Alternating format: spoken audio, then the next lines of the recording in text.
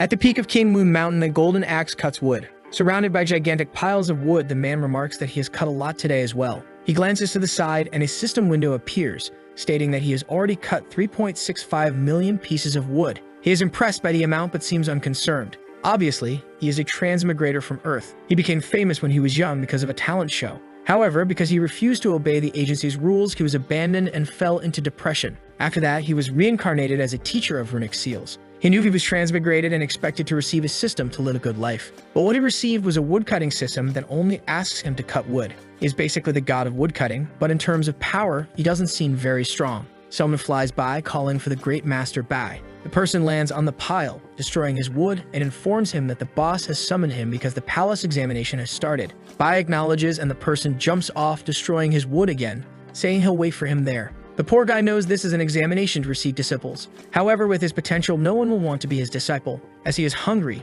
he first checks if the creature from the abyss has fattened up. Meanwhile, at the inscription palace, a line forms. Some guys praise the man in the purple robe because he has received over 500 disciples this year. On the other hand, the professor of runic seals hasn't even appeared. That is an important position, so the guys are angry, especially since he hasn't received a disciple in 10 years. He turns to the director and says he wants to remove the position that belongs to Bai Lushan since he hasn't received any disciples. But the old man reminds him not to forget. The boy lost all the power he had protecting the academy. The director's name is Lei Guanqi. They are speechless for a second. But the swordsmanship trainer says they can't forget what the guy did, but he is no longer necessary as a professor. Another one suggests removing his title as a professor and letting him live on King Moon Mountain. People seem to like the idea, saying it's a great plan. Then someone says that everyone thinks too much about him. It's Bai Lushan himself, saying he feels touched by so much affection. Hemming approaches and says that he hurt himself too much just to hunt a small snake like that. Bai explains that this creature had some power and almost killed him. People laugh, saying he has a sense of humor,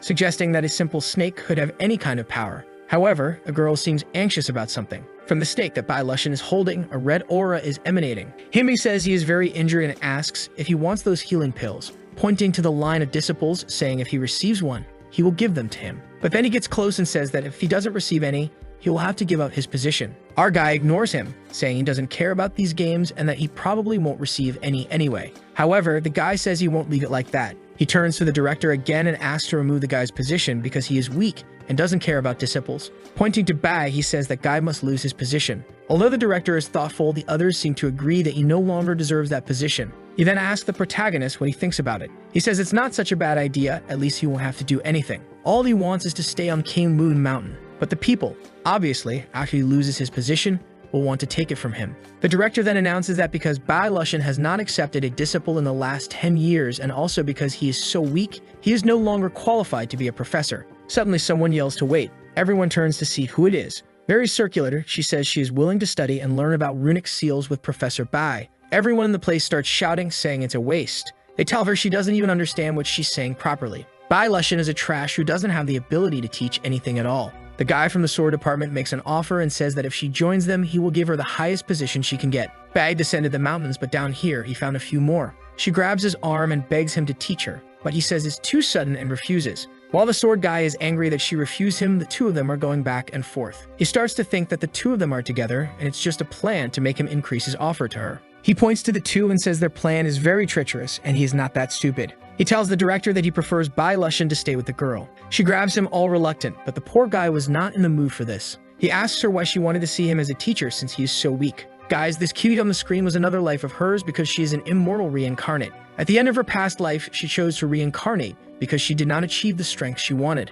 She knows that with her beauty and talent, she would receive at least 80% of the sword department's resources. She just didn't expect at the last minute to find a true master. She says that with her immortal eyes, she is sure that Snake was about to become a dragon. Even at the peak strength of her past life, she is not sure she would win against such a creature. So how did this guy with no strength at all win? The old man then coughs and says he is going to make an announcement. Before Bai Lushan can say anything, the disciple is already officially transferred to him. The old man says he helped him a lot, but Bai is angry. He did not want to have a junior. With that, the meeting is over. Himing praised the protagonist and said he was sure she would do very well in the academy exam in 3 months. He goes away laughing like an idiot, and Bai thinks the guy must have hit his head. Bai asks her name and she says it is Su Liu. The poor guy thinks that if he knew he was going to get an apprentice, he wouldn't have come here today. And with that, they leave with him thinking he doesn't have much to do besides giving some tips, since in the end, it all depends on her talent. Back on Mount King Moon, Liu observes the piles of wood and wonders why he lets people mock him if he seems strong. He then calls for her and says there are a few things he needs to make clear. First, in the Department of Ruinias, there are no planned lessons since it is all about personal determination.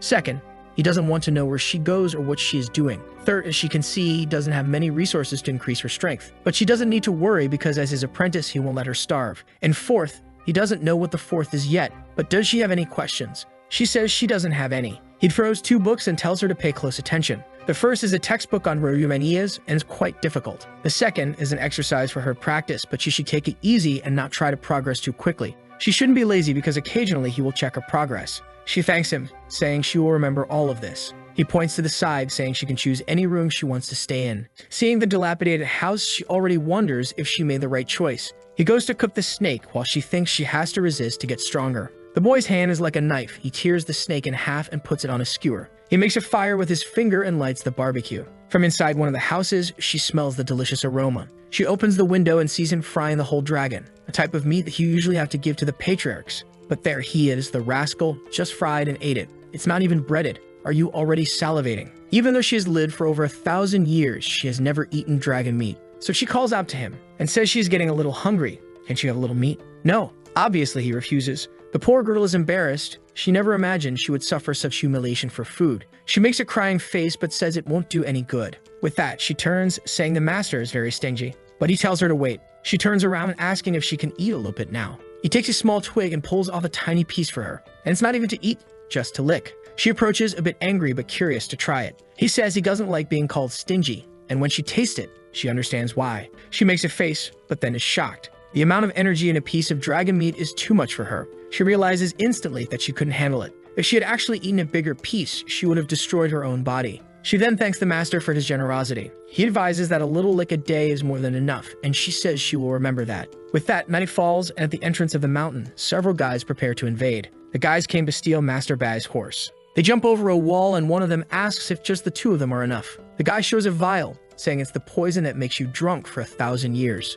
Then he tells them to be quiet. Bai is passing by with hay. He throws it for the horse to eat, thinking about how small it was when he found it. The horse comes all sweet and nuzzles him while he says goodnight. He then leaves and extinguishes the candle, but the guys are confident they will succeed. In front of the horse, they say that it should belong to the beast department. A few minutes earlier, Liu was studying the books he had given her. Suddenly, she closed them and wondered who was bold enough to come there in the middle of the night. She left her room saying she would teach them a lesson. The guy was pouring the poison into the horse's water, planning to make it drunk and easy to take. When Liu appeared, asking what they were doing there, the guys recognized her as the crazy girl who left the sword department to stay with Bai Lushan.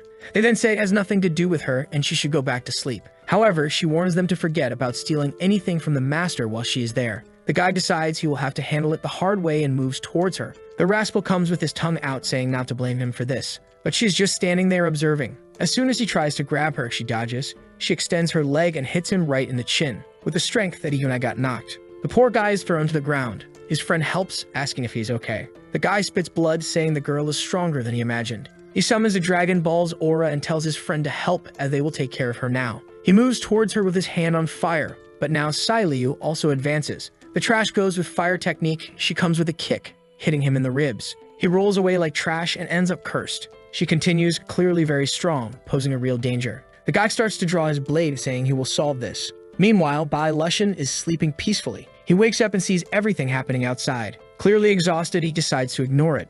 A surge of energy covers the mountains.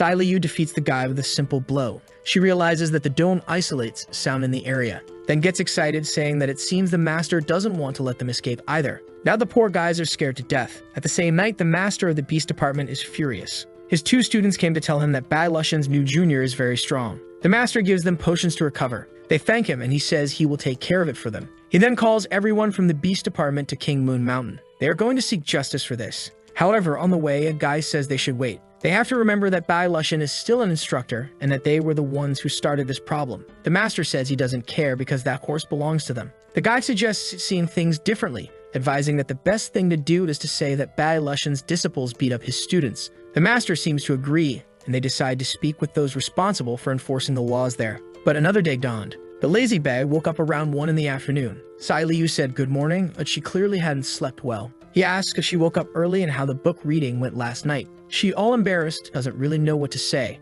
Almost half of her body's energy was used just to read half a page of that book. She tried to persist but couldn't manage anything more. Bai Lushan says that what she accomplished was sufficient and asks how much she read. She feels embarrassed, saying she understands. Then, as he swings his axe, she informs him that she read half a page. He turns around and asks what she means by that, questioning if she really read half a page in one night. She apologizes, saying she feels disappointed, but he says it was actually an incredible surprise. He thought she would only be able to read a few of the first words. Embarrassed, she asks if the master really thought she was that stupid. He says that's not the case and that he is genuinely happy with this news. The knowledge in that book is something he has accumulated over a long time, so for her to read half a page in one night was amazing. He gives her an item saying that knowledge is necessary, but she doesn't need to rush. With that token, she can go to the Academy's library. As her token improves, she will be able to access even better manuscripts. Sai Liu asks how to level up the token. He explains that there is a place where she can take on missions for apprentices or she can participate in the test. She thanks him, saying she understands it well.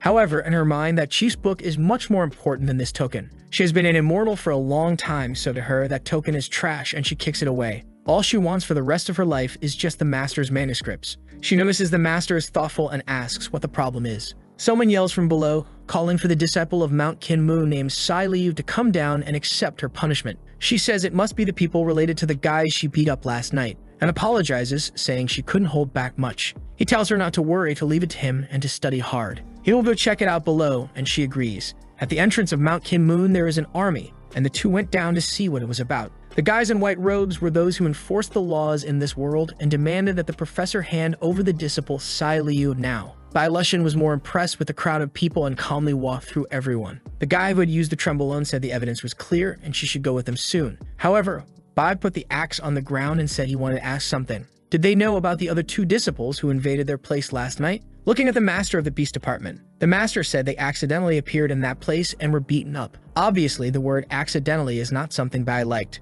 So he turns, saying that accidentally Miss Sai Liu beat them up too. No need to worry. They start to retreat, but Xiang Sheng says if he persists, things won't go well for him. Bai Lushan just looks back and asks what he's going to do. Then the guy starts trembling, right? He starts shouting, asking the senior if they see how he's acting. And on top of that, the guy is covering up a crime, which is worse. They need to arrest Bai Lushan's disciple now. The two guys descend in front of Bai.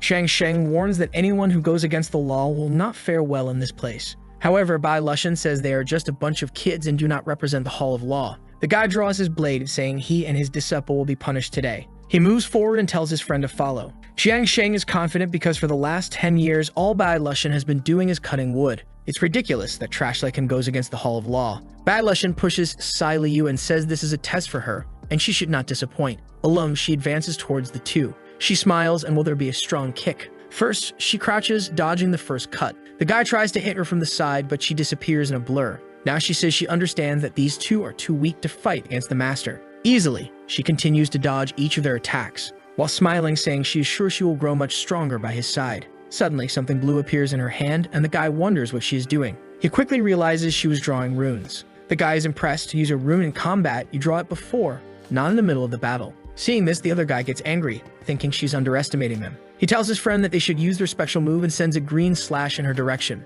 She takes a step back and dodges it. Meanwhile, the other guy is above, saying they will interrupt her process. He delivers a slash that summons a green dragon and tells her to go to hell. She activates a power in her fingers and says they are nothing special. The dragon collides with her energy. She blocks the attack, which causes an explosion on the mountain. The explosion is so intense that no one can see anything, and they wonder if it worked. However, she is there calmly with energy spheres, saying it's time to get serious. She sends two electric birds in their direction. Seeing the birds, the guys are in disbelief. Bai Lushan is thinking that he has the power of the wooden snake, but cannot give it to her yet. She finishes everything while he thinks he needs to find something related to thunder to give to her. The guy on the ground calls out to Xiang Sheng.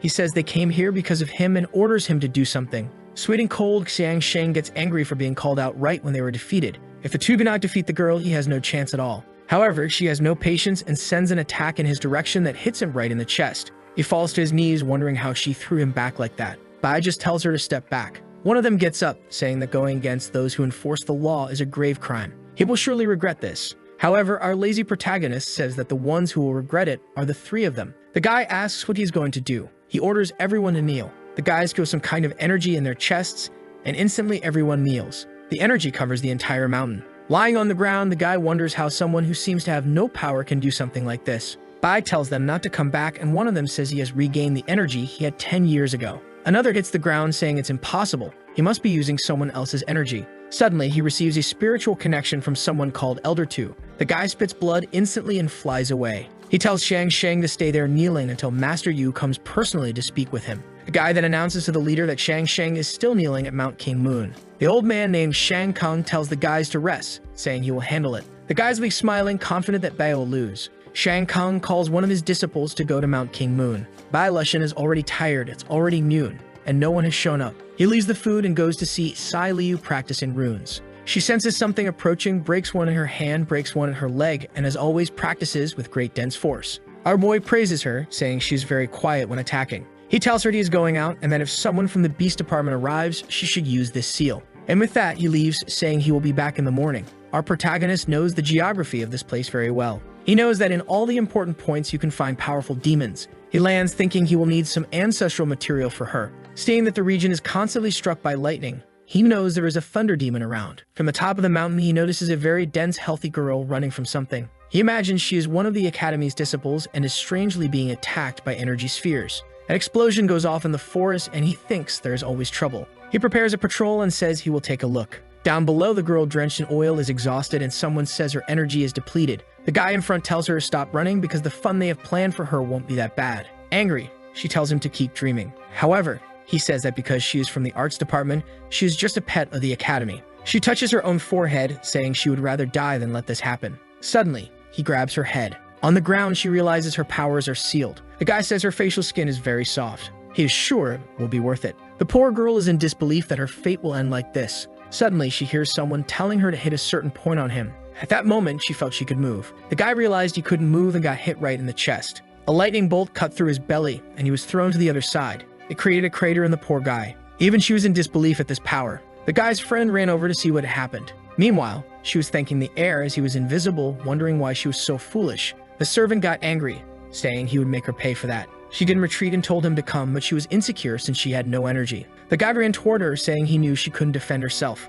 But the lazy guy told her to take a step back and hit him right in the kidney. She got confused and did it all wrong. The guy went to finish her off, and just as he was about to strike her neck, Bai snapped his fingers and trapped him in a formation. He told her to kill him quickly. She didn't know where Bai was but asked if she could ask a few questions before finishing him off. The guy trapped said there was no need to ask. The person she was looking for had exploded their own spiritual energy and fled. She was in disbelief, but the guy said she was probably being eaten by insects in the Kangal Abyss. He warned that if he died, the formless border sect would hunt her down. Suddenly, the two of them were startled. Bai Lushan appeared, asking about this sect and why he had been sent. The guy recognized him and Bai asked if he was that famous. The girl knew that he was the useless Bai Lushan from the academy. Our protagonist said he didn't have time and told the guy to speak, but he refused. So he just told the guy to die, and in disbelief, he exploded. The girl angrily asked how they would find her older sister now that he had killed him. However, he told her to calm down, saying there was a way to resolve it. He asked if she had anything that belonged to her master, and she handed over a handkerchief. With that, he gave it to the bird and told it to find her. The bird entered a cave and found the master of the oiled-up body sect in a weakened state.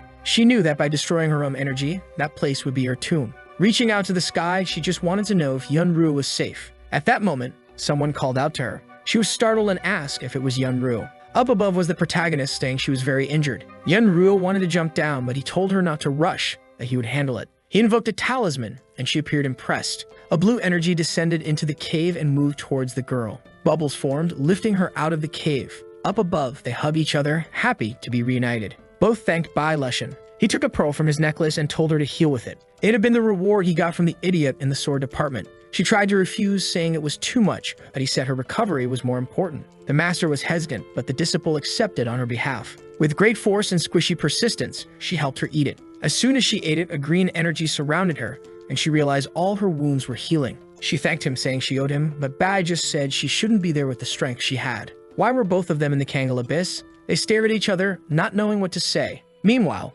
Sai Liu had just finished reading the first page and was exhausted. She thought about going to sleep when she realized someone was coming to cause trouble again. A formation passed over the place. In the sky, Shen Kang appeared, saying he came to deliver the punishment they deserved. While Bai was lecturing the two about going to such a dangerous place, the master explained that she was hunting for materials and ended up lost there. However, Bai Lushan didn't believe this story of being lost. She explained she was hunting a snow cicada, but the people from the Void sect were also hunting it. Bai thought it didn't make sense for them to be hunting something like that, but he imagined it must be a very strong, dense, circular, perky cicada in every sense, which is why they were after it. Hugh asked what he was going to do, and he replied he would hunt the cicada since it also had some electrical attribute status. He left, telling them to practice while they were envious, saying his apprentice was very lucky. Meanwhile, on the mountain, Shen Kang was shouting for Bai Lushan to come out. Wide-hipped babes stepped out and greeted him, but informed him that Bai Lushan was not present. Kong ordered her to kneel, but she simply said that he was neither a relative nor a master, so why should she do that? Shen Kong said that as an elder, she should kneel, or perhaps that crippled master of hers didn't teach her. Already getting annoyed, she retorted that there were no such rules here and her master wasn't crippled. He should watch what he says. The vice president got angry and asked how she dared to lecture him. He extended his hand and told her to kneel. A palm of energy surged towards her, crushing the ground, but she seemed to be resisting with her aura. Bleeding from her eyes and mouth, she declared that the disciple hadn't done anything wrong, so she wouldn't kneel. The old man, impressed by her courage, said they would see how much she could endure and send a barrage of energy palms. But he was confused. Down below, amidst the barrage, she was radiating a Dragon Ball Z-like aura. She was suffering, yet strong and beautiful. What a combination! The old man realized she was burning her own energy just to avoid kneeling. Truly insane, just like that Bai Lushan. And because of this, they needed to get rid of her. He then pointed to Wenhai next to him and told him to kill her, but the guy hesitated. The old man asked why he was refusing a direct order, but the boy said her crime didn't warrant death. Style Liu smiled, saying that the old man at least had a reasonable disciple. The guy then approached her and said his master valued reputation. If she could kneel, it would all be resolved, and it wasn't worth losing her life just to avoid kneeling to an elder. Style Liu said she never imagined one of the most powerful sects would have such a worthless master. The guy drew a blade and asked why she was making things difficult, but she smiled, saying she wasn't in the mood for this stupid talk, and if he wanted her dead, he should come at her. The guy raised his hands to the sky and apologized, while she was preparing something behind her, thinking that he would be the one needing to apologize. Suddenly, the horse appeared next to the guy and headbutted him. Boy, he was blasted into the wall. The poor guy was shattered. This wasn't part of her plan, even she was surprised. Shen Kong said now it was clear why everyone wanted that horse. The beast had a purple aura stronger than the guy's. They even stood in front of Sai Liu to protect her. The old man conjured a rope made of aura and told the horse to stay quiet in the corner. He ripped it, saying it was best to be prepared because now it was his too. With that, he began to pull Blackie while Sai Liu called out to him. The horse stomped the ground and stood face to face with the elder. He said it was a stupid animal and told it to die. And indeed, he punched it so hard the horse coughed and its core shattered. Sai Liu, with tears in her eyes, watched everything. Poor Blackie was shattered on the ground. The poor thing had a hole in its belly. Sai Liu, in disbelief, told the old man he was a piece of human trash, who would pay 100 times for this. The old man descended from the skies and approached her, saying today was her last day on Earth. Sai Liu took the chance and approached, activating her fairy wheel specialty. Face to face, she knew she had to finish it with this attack and delivered a stellar slash. The attack hit the master directly. Even though it was on the neck he had prepared. With his protective treasure, he wouldn't die, but it made him realize how dangerous she was. Exhausted, Sai Liu realized her power was gone. The old man whipped her again and captured her. He pulled her by the neck. Choking, she warned that her master wouldn't let him leave alive. But the old man smiled, saying he was here to kill Bai Lushan, so it was better if he appeared. Suddenly, Blackie rose but fell again, and Sai Liu told him not to try anything, while Sai Liu could only call out for her master. Then she remembered the talisman he gave her, and now she had just stuck it on the old man's arm. The guy laughed, asking what that piece of paper would do. The unique seal activated and created a whirlwind on his arm. As soon as the talisman exploded, it threw him backward, causing him to release Sai Liu. In front of her, a spiritual bird emerged. Shen Kong was about to ask what the hell that was when the bird was already at his back. He couldn't react and got hit hard. The creature raised its arms and exploded the entire field. At the center of the explosion was his hand with the broken talisman. His disciple approached, asking if he was okay, but the man was battered. The disciple quickly lifted the master, saying they needed to treat him immediately. However, the master consumed recovery pills and declared he would finish off that girl. His aura increased and he vowed he would not lose to a little girl. He jumped towards Sai Liu, declaring that she would die now. Facing him, she realized this might be the end of her second life. However, she wondered why her master was taking so long. Suddenly, Shen Kong was frozen in place with a fiery aura in front of him. His hand was being held by something. The old man couldn't break free. It was an illusion created by Bai Lushan while he was treating Sai Liu. Raising his arms, he said that the old man was used to attacking a disciple while he wasn't around. The clone crushed the guy's head, and Bai called him despicable. With that, the guy was crushed, turning into a pool of blood. Disfigured on the ground, he wondered how, being one of the 5 strongest in the academy, he was being destroyed by this crippled guy. The boy beside him watched the destruction and ran towards Bai, asking him to stop. However, Bai summoned a golden bell that appeared around the boy and trapped him. Inside the bell, he could only watch his master being pulverized. Shen Kong was being healed and then immediately beaten. Clearly, this was just an attempt to humiliate him. The blows continued to explode on the surrounding mountains. After a while, the boy fell out of the bell. The clone came and announced that to avoid causing the end of the academy today, he would spare the old man's life. He tossed him a pill and told him to leave the mountain now. The defeated old man asked for a regeneration pill. The boy took one out of his pocket and handed it to him. As soon as he consumed it, he was healed. He claimed he only lost to the cripple because he was caught off guard and asked the boy for another item. Meanwhile, Sai Liu was apologizing for not being able to protect the sect. Even the horse was hurt because of her. Bai said it was okay and wanted to repair her body. Suddenly, from his spatial ring, the man pulled out a giant griffin. He threw it towards Bai Lushan, telling him to die with that. From the pouch at Bai Lushan's waist, something shone. With electric eyes, it stared at the griffin, which instantly got scared and flew away. The old man ordered it to come back. Suddenly, the girls from the Oil of Body sect arrived at the scene. Bai asked them to take care of his disciple. He said that for many years he had been living on this peak without bothering anyone. However, they had the audacity to harm one of his disciples. The old man saw that Bai had activated the blood-melting curse and asked if he was crazy. He tried to flee, knowing that if that curse touched him, he would turn into a pool of blood. But at that moment, Bai's clone was beside him, while the old man thought he didn't want to die there. With a massive punch to the face, he was sent back to the sect. He lay disfigured on the ground, begging not to be killed and saying that Bai Lushan would be judged if he did that. However, Bai said that here he was the judgment and threw the blood curse seal at him. From the black energy, various souls emerged, driving the old man towards them.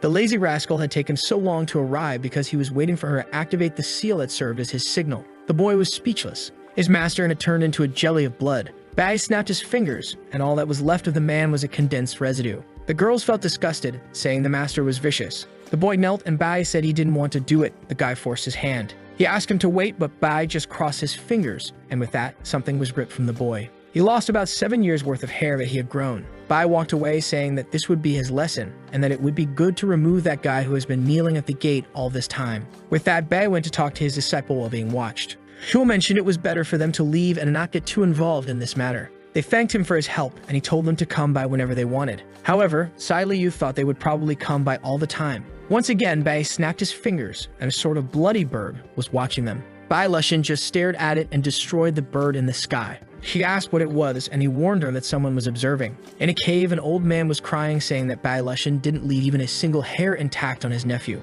He told the boy behind him that he knew very well what to do in the next test. The boy said he understood perfectly. That was the head of the department that enforced the laws. Meanwhile, Bai Lushan told Sai Liu that he had brought something for her. A giant white creature appeared, and he said it was a snow cicada still in its larval form. He mentioned that he went out to hunt for a catalyst but got lucky and found this instead. She was impressed that the creature, which was extremely powerful, was so docile in front of him. Bai was petting it, saying it also had an electric power and would help when they formed a contract. Sai Liu was emotional because in her entire past life, she never had something like this. She thanked her master eagerly. He said he hoped she would do very well in the academy test, and she assured him he didn't need to worry. Looking at the cicada, he said it would be very easy for her, especially if she took this little creature. Sai Liu asked if she could take something like this to the test. Bai said yes, he could reduce its power to within acceptable limits. She was afraid the cicada would refuse to have its power reduced, but Bai activated his powers and said it might hurt a bit. The cicada formed a cocoon around itself. At that moment, Sai Liu realized the creature's power was increasing.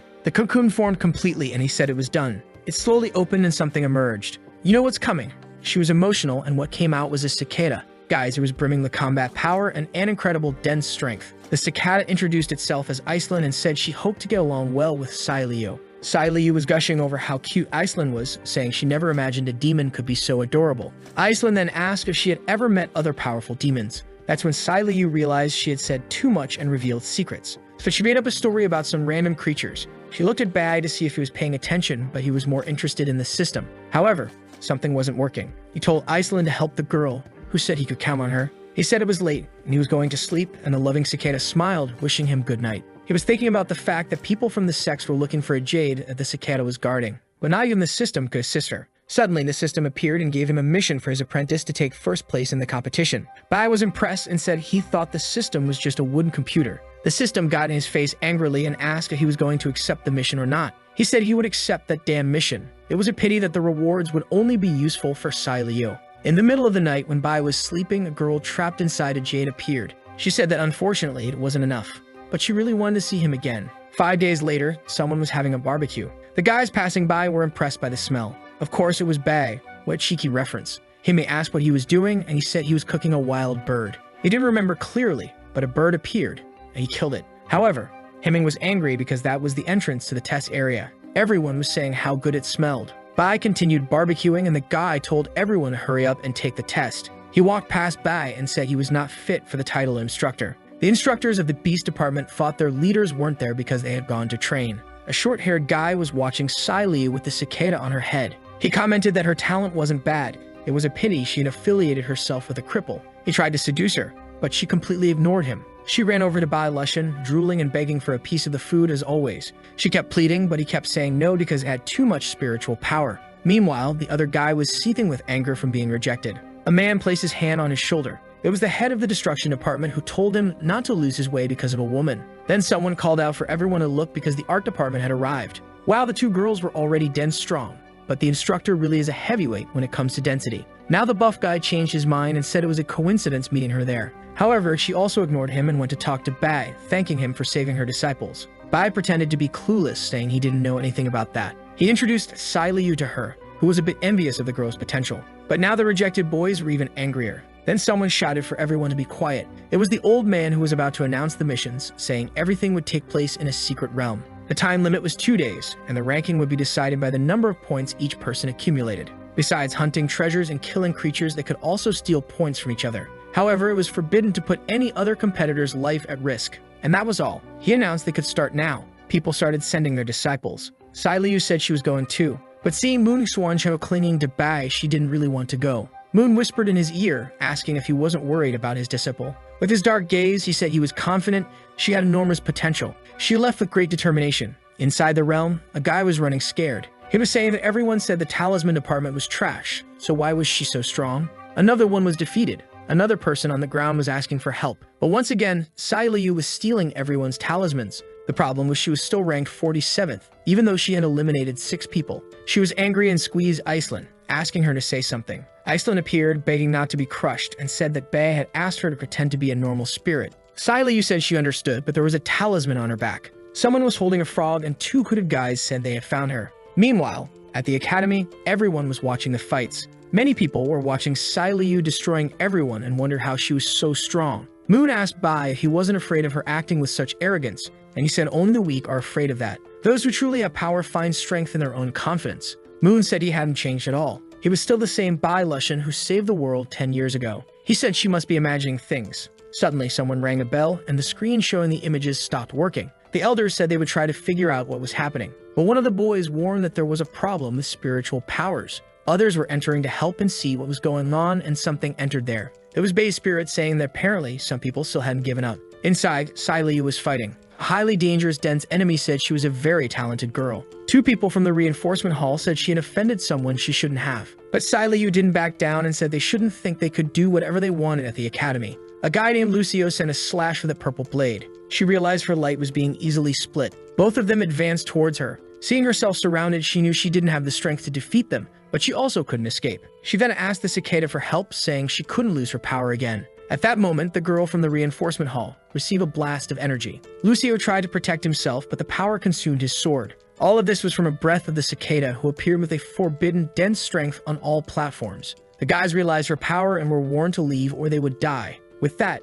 everyone retreated. Thank God she transformed back. Otherwise, I'd have to eat sand with water this month. She pointed in a direction, telling them to go get the treasure. The girl from the reinforcement hall was frozen in place. Apparently, he was trying to free her, knowing he would need her help. But then he felt something. Someone said that the people from the reinforcement hall had tried to assassinate another competitor. It was Bai's clone, saying they'd better be ready to go to the next life. In the sky, a giant deformed eye was watching everything. Bai said it was because of them that he had to be so ruthless. He used a type of talisman that attacked whoever was controlling it. The guy in a cave spat blood immediately. His followers tried to help, asking what was happening. The fool who dunked his head in the red ink bucket wondered how much of his strength Bai Lushan had recovered. Inside the treasure cave, Sai Liu and the cicada were lost, unable to find the way. Sai Liu was being scolded for having no sense of direction. She turned to complain to the cicada, but the cicada had to use a power to freeze some creatures behind them, warning her to be more careful. Even though those creatures seemed weak, they would drain all her energy. That's when Sai Liu realized that if there were creatures with high energy,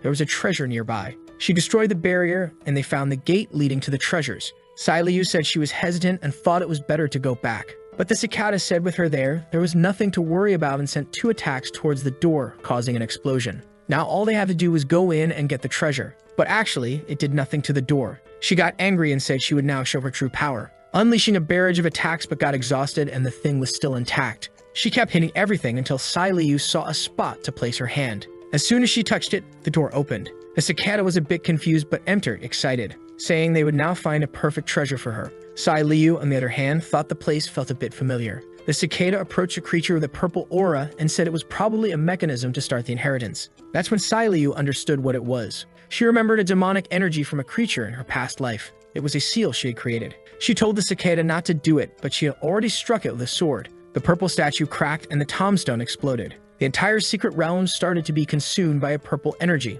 In the forest, strange vines grew, and the observers mentioned that something unusual was happening, saying that from the energy, a demon emperor was emerging in that place. Everyone started running, wondering why there was someone so powerful in a training area. The chief told everyone to stay calm. Then an elder appeared on the screen asking for an explanation of the situation. As soon as he got the information, he sent an army to attack and resolve the issue. Everyone invaded the island. Inside, the students from the oil department were trying to resist the vines. Even Master Moon entered to help. Bai appeared, asking if they had seen his disciple. Chu apologized and said they hadn't seen her. People realized most disciples had been teleported to the entrance. That meant Sai Liu was still trapped inside. The two were scared. In front of them, the demon Emperor Thrush said he had returned. He expanded his aura, saying that now the world belonged to him. The cicada defended herself, knowing she could only escape if she abandoned Sai Liu. But how could she tell that to her master? When Thrush saw Sai Liu, he said she was an ant from the human realm. He called her disgusting and attacked again. The cicada protected them and told Sai Liu to hide as she was only getting in the way. Thrush kept attacking and asked why she would protect that human. Iceland smiled and said the human girl was a pet she was raising, so she wanted her to be spared. Sai Liu asked what they were going to do, and Iceland said they were going to flee. Suddenly, she hit her and told her she was interrupting their conversation. At the same time, she placed a clone behind her to pull her as far away as possible. However, Thrush observed the situation. He said it was ridiculous, since none of them would escape. Iceland said it was impolite to listen in on a conversation between 2 girls, but Thrush attacked, saying he would take their lives now. She remembered that Bai had given her a talisman, but warned her that using it could be dangerous. She activated it, saying her life was already in the hands of another demon. 3 energy circles emerged from her back and her energy began to increase. Meanwhile, in other parts of the forest, the wooden creatures were killing everyone. As they were attacked on the ground, energy flowed out of them, transforming them into demons. People from the sect started arriving and the transformed attacked immediately. However, the old man killed them with a sword attack. But many other disciples had already been transformed. The old man activated a sword formation and crushed the entire field. He told the sword guy to go save the disciples and flee if he encountered the emperor. The sword guy said he understood but suggested sending Bai back. Bai appeared at that moment and asked what this talk of sending him back was. The guy angrily said that if Bai stayed, he would die like an idiot. But Bai said he was there to save his disciple. The old man said Bai was fragile and it was better not to get involved. However, the head of arts said he had disciples there and would never abandon them. The chief understood and handed him a bird, telling him to flee if he encountered any danger, and Bai thanked him. Himin continued cursing him, but Bai didn't care much and said if anything went wrong, he would collect the bodies. At that moment, an explosion swept through the mountains. A golden energy came from the demon who asked Trigger to attack him. Bai's clone in the sky said the talisman was activated and now the attack would begin. He created a black hole in front of him, saying he would kill all living beings. The demon's entire energy started to be absorbed and the sphere grew. From afar, one could see an explosion in the forest. Meanwhile, Iceland's body was frozen. From her mouth, only a small cocoon fell to the ground. She appeared, crying, saying that Bastard wasn't kidding, but luckily she had a way to preserve her life. A clone called her and they ran to find Sai Liu lying on the ground, with plants growing out of her body. Iceland knew that if she brought Sai Liu with her, she would die because of the curse. But if she fled without her, she would be hunted by Bai. She started remembering everything they went through together, angrily took her, saying that the master better have a solution. The demon emperor was fleeing in the sky. However, a lightning bolt struck him, knocking him to the ground. From the giant carcass, he emerged smaller. Looking at the clone, he said he wanted to know the name because such power shouldn't exist in this world. He saw the clone didn't respond and realized he didn't even deserve to know the creature's name. From afar, someone was watching the fight. It was Himing, scared, and Bai, saying he should join in. He would surely make a big difference. The guy was about to say something about it being impossible and Bai placed a talisman on his forehead, putting him to sleep tied up. The demon realized his energy was depleting and wondered if he would die there again. Suddenly, he was blessed with the energy of the Demon King and felt confident he would end the clone now. At that moment, the clone said his time limit was up and would return to the main body. Thrush thought he was trying to escape and attacked, sending him to hell. Bai activated a mandate and a gigantic green sword appeared in the sky. Iceland immediately recognized it as his power. The attack headed toward the demon, consuming all his energy. Suddenly, he disintegrated, becoming small, demanding Bai reveal himself. Bai laughed, saying if he hadn't realized it was a clone by now, he was a fool. He used a talisman, and the demon said it was impossible for someone without power to use that. Bai said just because no one does it doesn't mean it's impossible. The demon's soul continued to be imprisoned and burned. Bai wanted to know why the demon was there and said he would continue until he got the answers. At that moment, Iceland appeared carrying Sai Liu. She threw Sai Liu into Bai's arms and asked him to help her, wanting to know what had happened. Crying, she said it was her fault for not being able to protect Sai Liu from that demon. Bai was furious and said he no longer wanted any answers. He accelerated the burning of the demon's soul, who declared that Bai would not be forgiven. At that moment, Thrush was terrified. Bai had opened the gate to the underworld and warned that not even his boss would save him. The demon agonized, saying he wouldn't accept this, but he was already being thrown into the gate, and with that, he was sealed for eternity. Iceland was shocked that not even the demon emperor stood a chance against Bai. Meanwhile, Sai Liu was agonizing due to the miasma. She lunged at Bai to attack, and Iceland warned him to be careful. But Sai Liu went to bite him. He let her bite and told her to drink as much as she needed. After a lot of blood was drawn, the curse was consumed. She woke up, and he asked her if she had slept well. Embarrassed, she apologized for the attack, but he said it wasn't her fault. The curse had remained on Bai, but he knew it was just residual power from that guy. He activated his healing powers and easily removed it. The system said that evil power had been detected and he would undergo a cleansing. Inside the void of consciousness, the demon thought he could kill Bai because he had sacrificed himself for his apprentice. However, since he was inside Bai's body, he was attacked by the system and ceased to exist. Sometime later, on Mount King Moon, Sai Liu woke up and realized she had to become stronger so she wouldn't depend so much on others. Iceland came out of the bath and asked if her eye was okay. She had gone blind in one eye and joked that now she was a cyclops. She got a slap on the head to stop making jokes. Angrily, she lay down, saying it was her fault that she ended up like that and apologized, promising it wouldn't happen again. The next day, everything was back to normal on the mountain. The only thing that happened was that Sai Liu caught a cold. She said she was fine, but the cicada explained it was because she used ice power. Bai said it was okay, and that he would take her to the art department tomorrow. They had hot springs that helped with recovery. A day later, they arrived there. Sai Liu took a bath to recover her energy while Bai talked with Master Moon. She wanted to tease him, but he was more concerned about why she had called him there. She said he had been boring lately, and asked him to take the girls to a secret realm for training. Bai said he wasn't fit because he was a cripple who couldn't do anything. However, Moon knew very well how strong he was. She said he could even take Sai Liu, as she would receive many resources. Just then, someone opened the door while the chief whispered in his ear that he was sweet.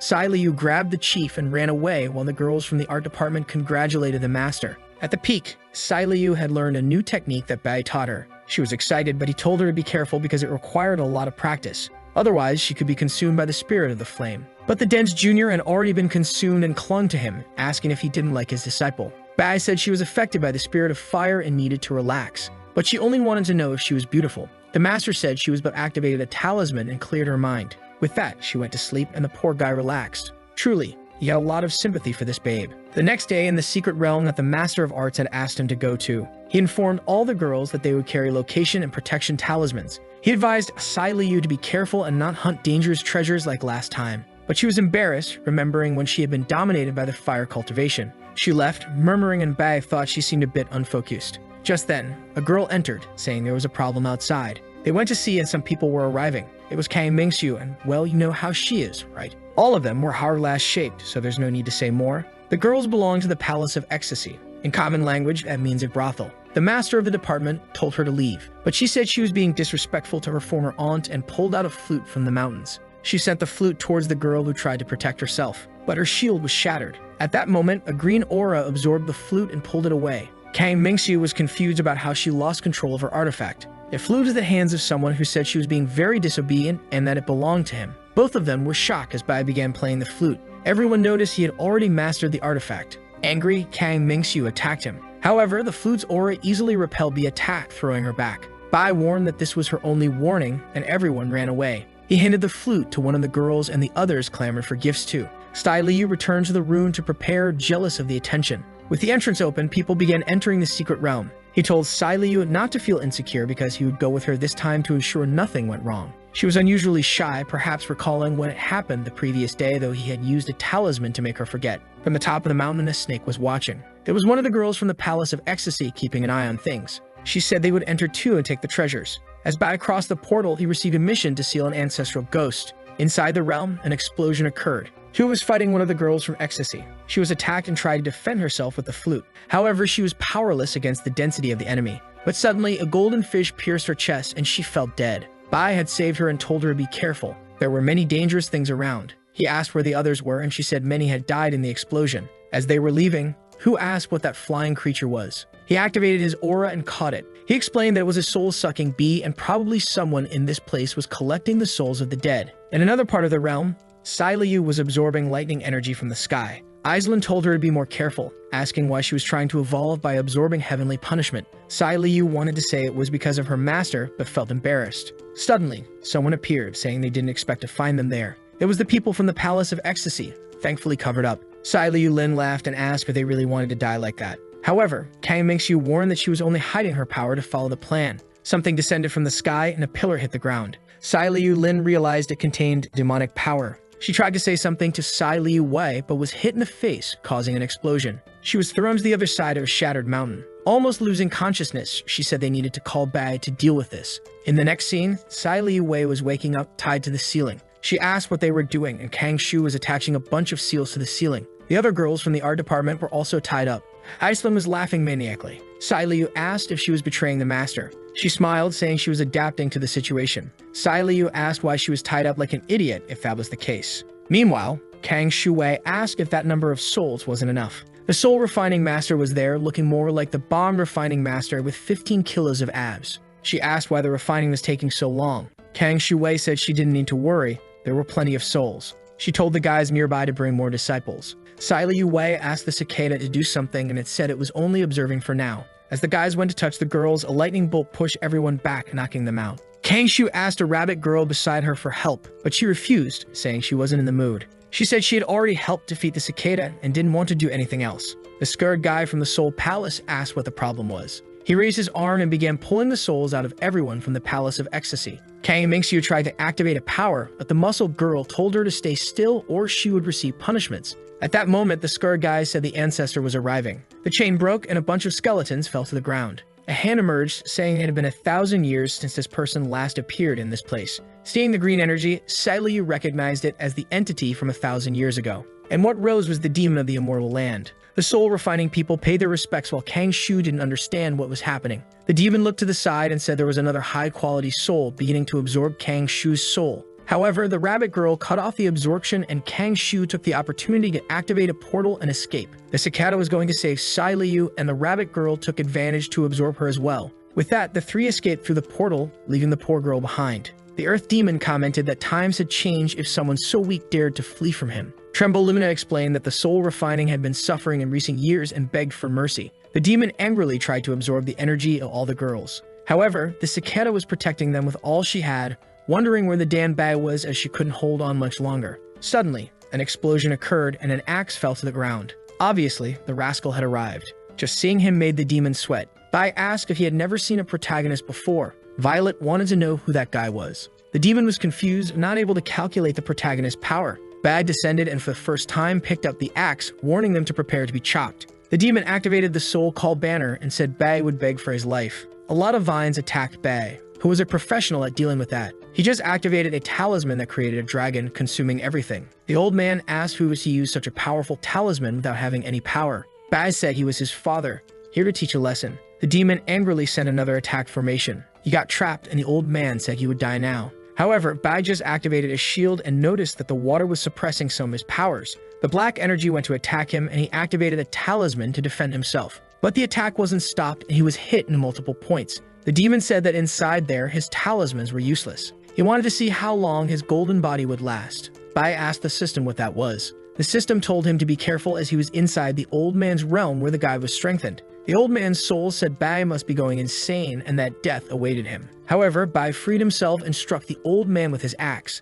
The old man fell to the corner, wondering how he was hurt. His power began to dissipate as he asked what kind of axe that was. The lazy Bai said it was just the little axe he used to chop wood. The old man was confused, but it was too late. Bai had cut him in half, saying the old man was no different from wood. Outside, the core was disintegrating. Aislinn was immobilizing Violet, who said she would kill her as soon as the ancestor emerged. Then the flash of light filled the room. Bai walked out calmly. holding the old man's head. Everyone was shocked, saying it was impossible. But Bai just threw the head into the lap of the fool, who then exploded and turned into a puddle. Seeing this, Violet clung to Bai, saying she would do anything for him. But he just pushed her away and told them to send her to the academy for interrogation. He then saw Aislinn fleeing and asked where Sai Liu was. She tried to explain that Sai Liu had been taken by an elder and that she couldn't block the portal. One of the girls from the art department mentioned she was likely taken to the Palace of Ecstasy. Bai seemed to know the place. Elsewhere, Sai Liu was waking up. She was surrounded by chains with talismans and recognized the person in front of her. With a green face, the creature said it had been a long time and called Sai Liu by her past life's name,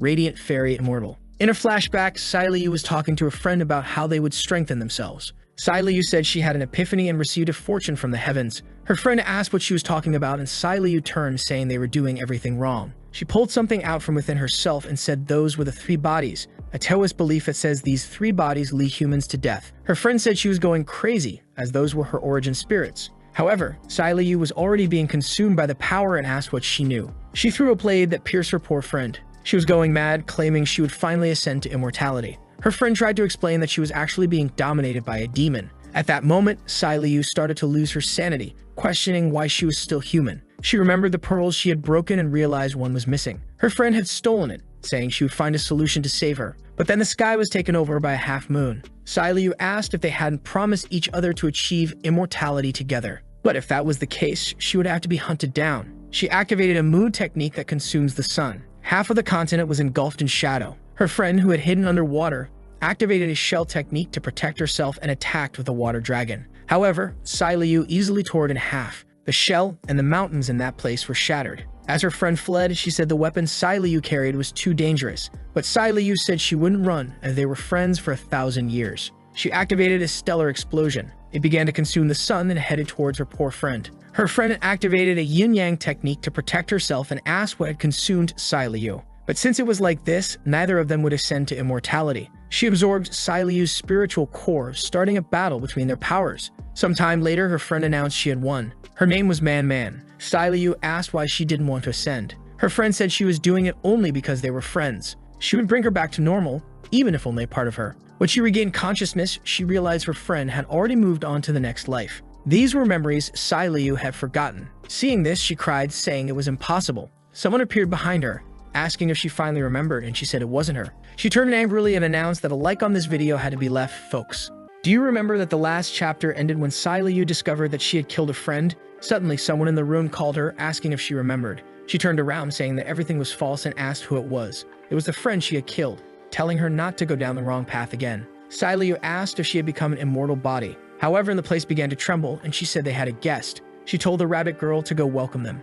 Outside the Palace of Ecstasy, an explosion was occurring. It was Bai Lushan arriving and demanding his disciple back. The first to stop him was Chizuo. I don't even need to mention the girl's shape. With a smile, she said he was very late and his disciple had already become food for the Lord. Bai Lushan didn't want to talk, so he launched an attack immediately, saying she could die if necessary. Chizuo's disciples turned into blood bubbles instantly, and Bai Lushan rushed towards her to finish her off. A branch emerged from the mountains as she writhed in pain. Suddenly, a pillar almost hit Bai Lushan, who had to dodge. Above it, the rabbit elder said she would handle it. She looked at Chizuo and warned her that from now on she owed no more favors. Bai Lushan recognized her power and asked if she was the one everyone talked about. However, the naughty bunny cursed him and told him to mind his own business. Bai Lushan said she didn't need to curse, and it would be best to return his disciple now. But she made a face, sticking out her tongue and asking why she should respond to him. Losing his patience, he said that even though she was a demonic master, she wouldn't be able to stop him and stretched out his hand. Instantly, she was grabbed by the ear and realized she had no chance.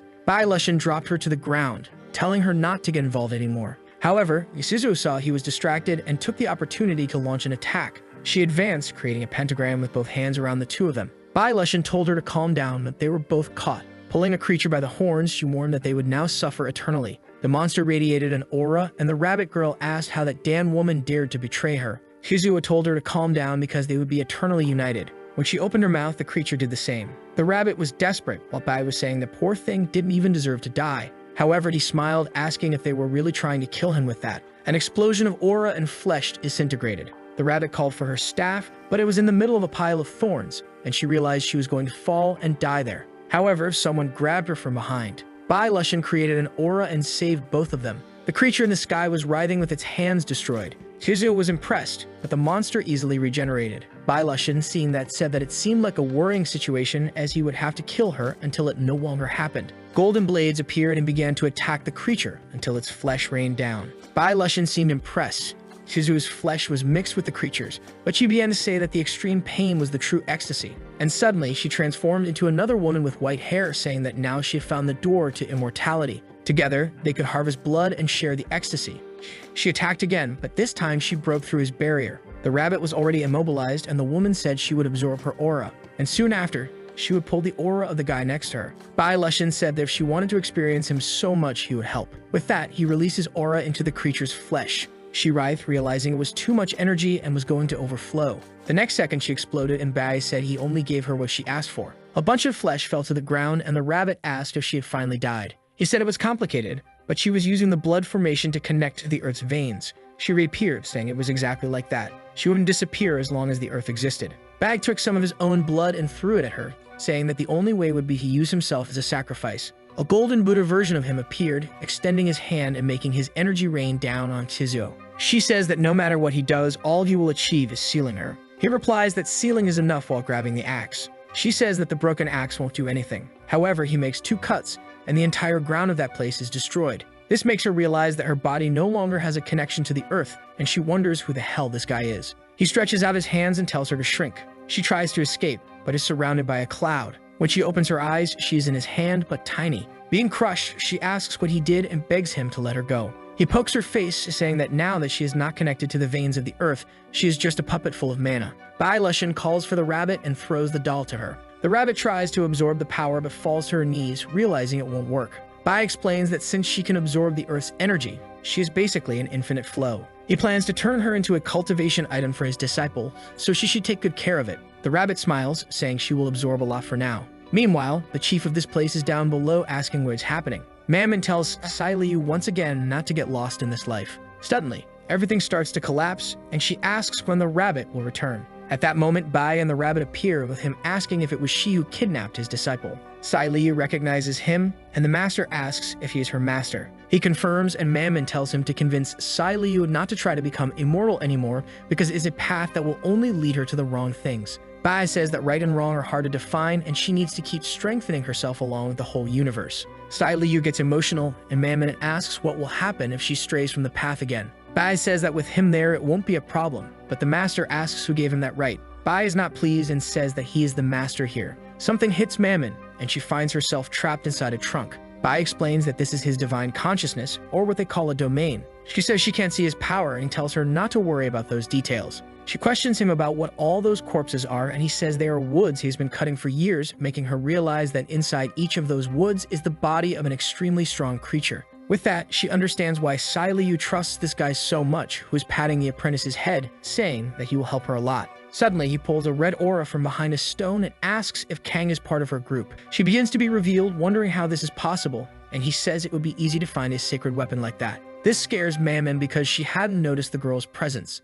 Immobilized, Kang says that he will be in trouble when he encounters the flesh and blood ascension of this sect. Bai Lushan points to the rabbit girl, asking if she is talking about that doll there. Kang realizes that their sacred formation has been stopped. However, a yin-yang symbol appears in the middle of the mountains, and she asks if he will deal with the true immortal. The master seems scared, Bai doesn't care, and Kang smiles as the jade breaks, releasing the zombie from the chains. The rabbit warns that she will now lose control. That jade sealed Mammon's powers, who was trapped as an immortal there, and now she will go mad. Seeing Mammon's transformation, Kang cries and smiles, saying that everyone there will now die. The former master grows gigantic in the room, and Bai Lushan considers activating a purification talisman. The rabbit asks what they will do now that this has happened, while Kang smiles, saying that no one will leave there alive. Bai Lushan says she is too noisy and uses a divine item to seal voices. Mammon activates a soul piercing that goes toward the protective dome. The barrier seems to be undone, and Bai Lushan is impressed that a corpse can use a seal. But he stretches out his hand, saying that in the end, it is just a corpse.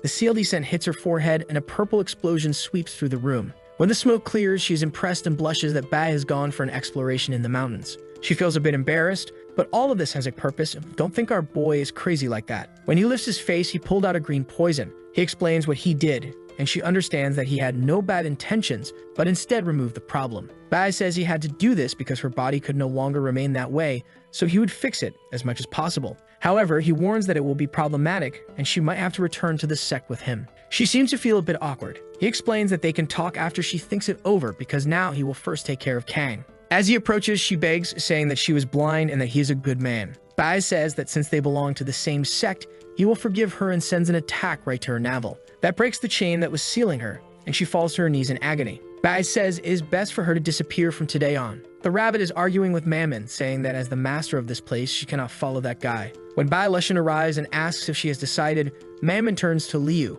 who is smiling and calling for her. Suddenly, she falls to the ground and begs Bai Lushan to accept her as a disciple. Embarrassed, he says that is not necessary. She can just go there to heal and then come back here. But the system activates a worldwide mission at that moment. He has 3 days to make one of the disciples evolve to the immortal realm. If he fails, he will lose the system and all the spiritual power he has received. Clearly, the poor guy has no option. That same Meg in the forest, Kang was wandering around without finding her way. She knew the energy had been sealed by Bai, but she would make him pay. Suddenly, a guy in a cloak appears. It is the same friend from before, telling her to come closer so they can talk. However, Kang knows very well that Bai Lushan would not spare an ugly old man like this. The guy's face is distorting while he repeats that mountain is water and water is mountain. Another face emerges from the back of his head, saying that all appearances are realities. The neck twists, and he wants to know why he can't be Yang Sheng. She tries to activate a power, but all that is heard is a scream in the forest. Meanwhile, at Xinliuan Peak, a portal opens and a kind of tomb falls to the ground. He says it's good that he managed to obtain this, otherwise it would have been difficult to control the immortal spirit's body. He then tells them to take it inside the house quickly.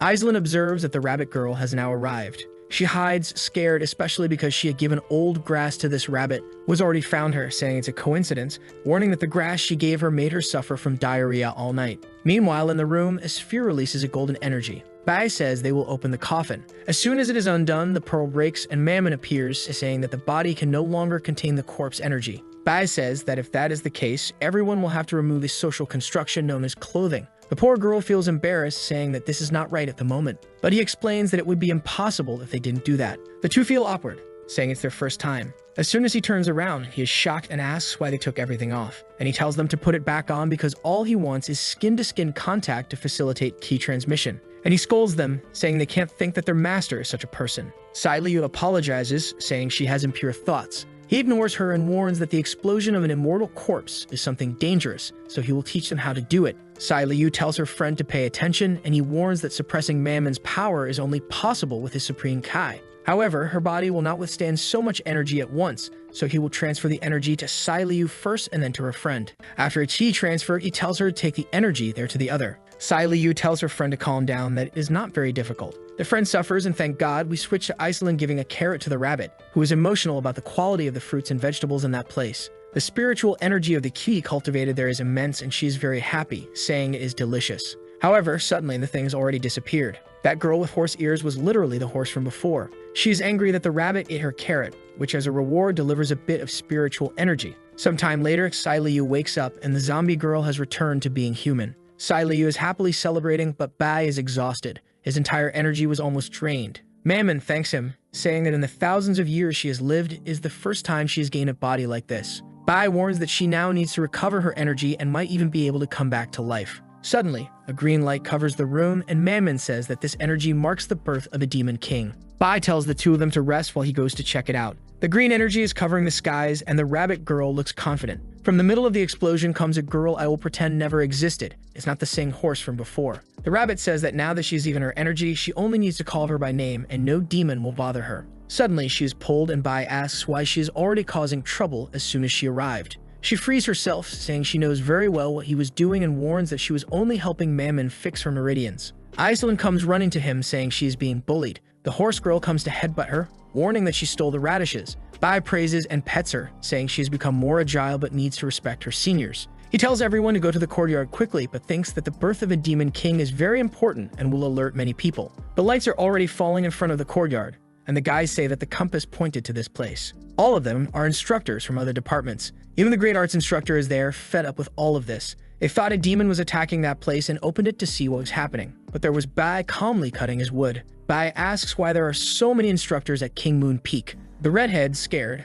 asks where the demon they felt is. Bai Lushan says he doesn't know much about demons. Maybe they are talking about this and calls for Wu Zai. Angxiang is frightened. Bai explains that this was the horse he had been raising for a long time and that it had recently advanced to the demonic realm. The other department masters seem impressed and congratulate him. However, Himing says that such a strong animal should be under the beasts department. Moon says it doesn't make sense since the horse belongs to Instructor Bai. However, Himing insists, stating he is still too weak to control such a powerful creature. Angxiang agrees and says he should indeed hand over the horse to everyone. Bai wants to know what happens if he doesn't do that. Angxiang, who forgot to train his legs, says he has no authority to decide here. But if he can stop him, he will respect it. Bai says that is not necessary, they can use beasts to compete. The guy is a bit confused and Bai repeats. With that, he accepts, saying it is fine. If he wins, the horse will be his. He raises his hands, creating a circle, and wings appear on his back. What appears is a demon called Naiodi. Moon wants to do something, but Himing says there is no need to interfere in their dispute. She warns that if something goes wrong, the director won't let anyone escape. However, he reassures her, saying the instructor would never cross the line. And now the test is about to begin. With that, Wu Zai finds herself face to face with the guy's demon. She is startled and he advances to punch, but she easily blocks it with her hand. Angxiang warns that Aodai is the demon he has been raising to have unparalleled strength and speed. But Bei says his creature has also advanced. With that, Wu Zai easily repels the guy's power. Angxiang asks what his monster is doing and tells it to repel this attack. With that, they keep attacking each other. The people understand that this is the easiest way to test speed, strength, and endurance. Sometime later, the candles have gone out and people are even sleeping. But they warn that the result has already been decided because it seems Ode is slowing down. Suddenly, Wu Zai breaks one of his attacks and manages to get close. Hitting him in the face, ribs, and belly, the poor guy is thrown to the ground. He is dead. Angxiang is furious because it was very difficult to get that. But Bai Lushan says that has nothing to do with him and asks if he still wants to continue. Angxiang, enraged, begins to draw a blade, but a barrel lands between the two. Another instructor announces that the winner has been decided and it would be shameful for a master to go against that.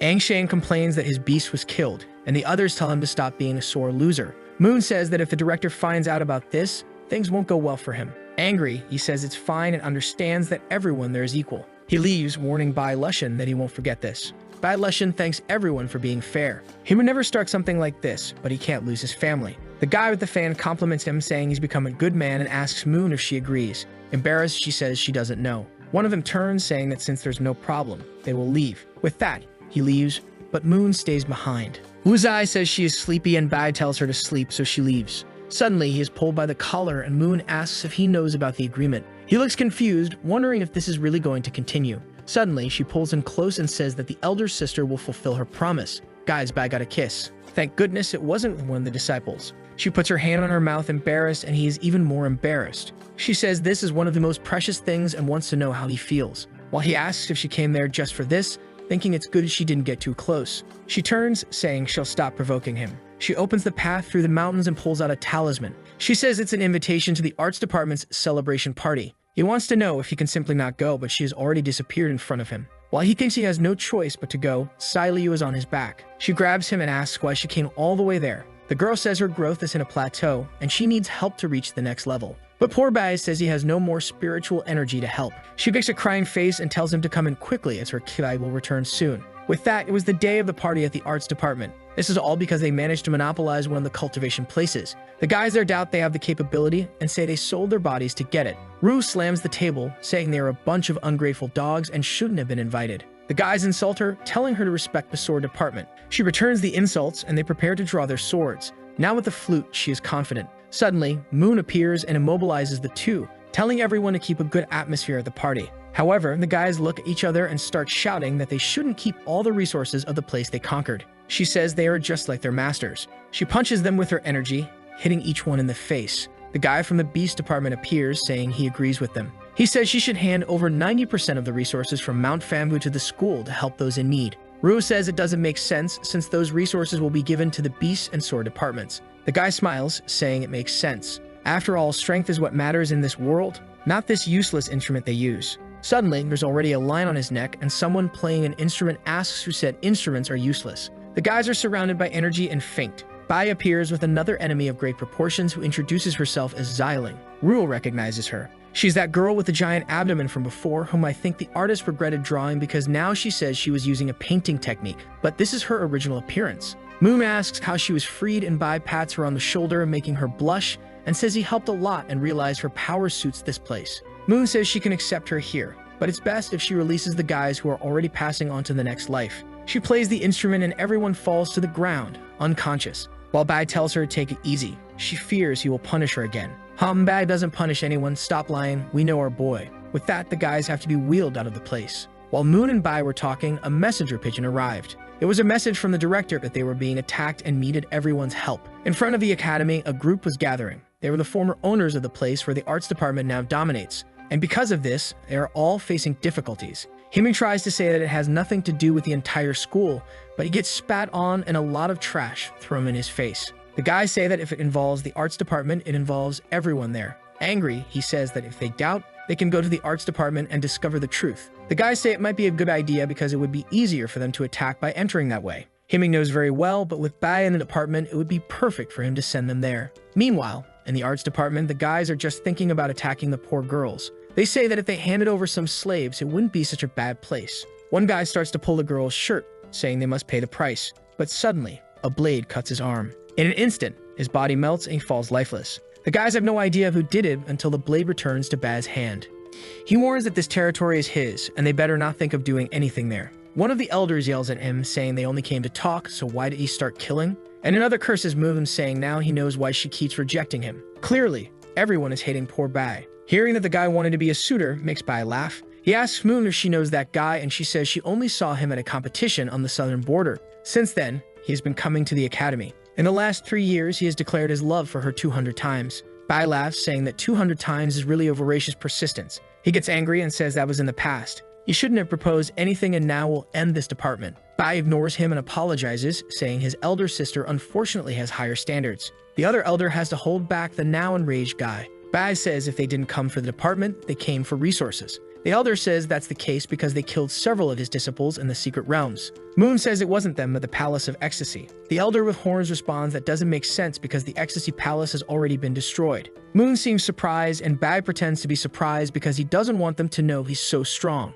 Bai then suggests resolving all this with a noble battle. The horned elder curses him, but the 200 times guy asks how it would work. The protagonist says each of them will send 5 disciples to win 3 fights in the battle arena. The horned elder warns to be careful because Bai Lushan has a talented disciple, but the 200 times guy is confident. He says if he wins, he will want even more resources from the arts department. Bai says there's no problem, he agrees to all conditions. The maniac says if Bai loses, he will have to be castrated. But Moon steps in and says that must never happen. If they want to castrate Bai, they will have to kill her first. The guy says if they want to die and live together, he will grant that. Bai says fine, since he wants to kill her, he will have to balance that bet. If he wins, he wants their heads. Explosion in the middle of the arena, and one of the arts department girls has already lost. People are just celebrating. The guy warns Bai that it's better he begs. But clearly Bai doesn't seem very worried. The guy gets angry, being ignored, but knows Bai will regret it when he loses. Suddenly, Moon arrives and brings Sai leave to fight. The guy smiles and calls Moon over.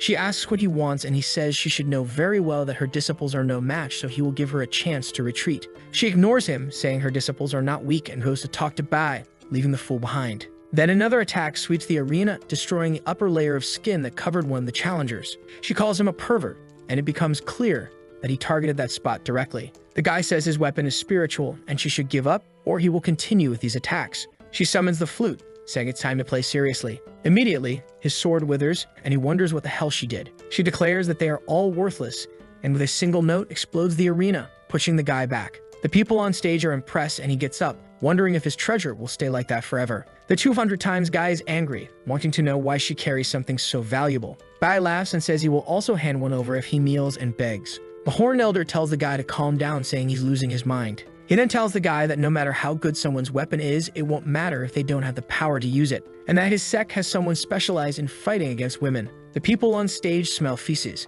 The guy comes literally rotten, and Wu wonders who the disgusting person is. He approaches, calling her name, introducing himself as Lai Haixing, and saying he hopes she will guide him. She says it will be impossible since her nose is itching. Bai tells her to come up and rest and let her sister take care of it. She didn't want to leave, but her master tells her to be obedient and put on some clothes. The stinky guy says it doesn't matter who he fights against. Youngsi introduces herself and says she expects a good fight, but suddenly the guy charges at her. He throws a punch, but she manages to defend herself. The only problem is that the smell spreads and everyone on stage starts fainting. Haiming steps in and says Bai better fight soon or the arts department will be destroyed. The guy with the fan pulls out a small bag and says it will improve the smell.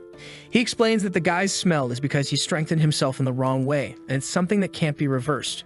It's called stinky energy. One of them explains that to cultivate it, you need to stay in manure for a long time. The chief says he never imagined the guy would have the courage, but he spent 15 years doing it. Hearing the two's conversation, Bei thinks that if they could bathe the guy, it would be good. Hu says it will be dangerous. She stayed there for a minute against the guy, and her consciousness was almost destroyed. That's when Xingyi sent a water attack that passed through him. Submerged, he said the bad smell would never be removed with something simple. But suddenly, he started spinning, and the thing spread to everyone. Xingyi was protecting herself, but realized it wasn't enough. The other masters wanted to stop it now. Moon told Bai Lushan it was better to admit defeat in this match. He said the girl was indeed in a difficult position and told Li Wei it was her turn now. Raving said the girls from the arts department were really a shame, a bunch of actresses. At that moment, Bai Lushan canceled his defense, making the fool swallow manure. He vomited and tried to retaliate by attacking him, but he was quickly immobilized by the other instructor. They were about to start fighting when they noticed something. Sai Liu had struck the guy with lightning, saying it wasn't worth fighting a stinky person. The 200 times guy said it was good to change the person, but the chief said he wasn't dead. He said it was impossible, just look at how burned he was. But then they noticed he had used the lightning to modify his own body. Angxiang said he was turning his body into something immaculate, and it was better to stop that. Or at least Tai Liu should take the chance to finish him, but she remained still. He didn't understand. Instead of finishing him, she sat down and started practicing. He went to scold Bai Lushan, who didn't seem to care about anything. The chief warned them not to be afraid when they lose.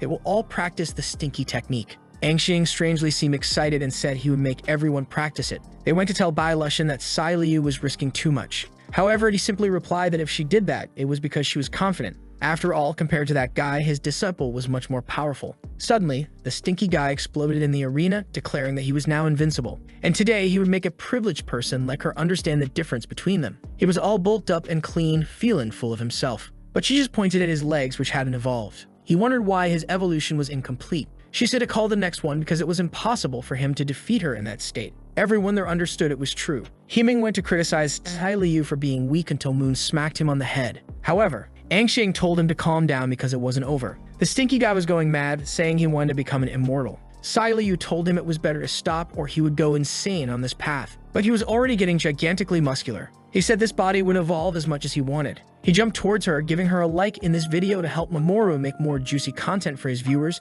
activate the cheeky little bell, and I'm out.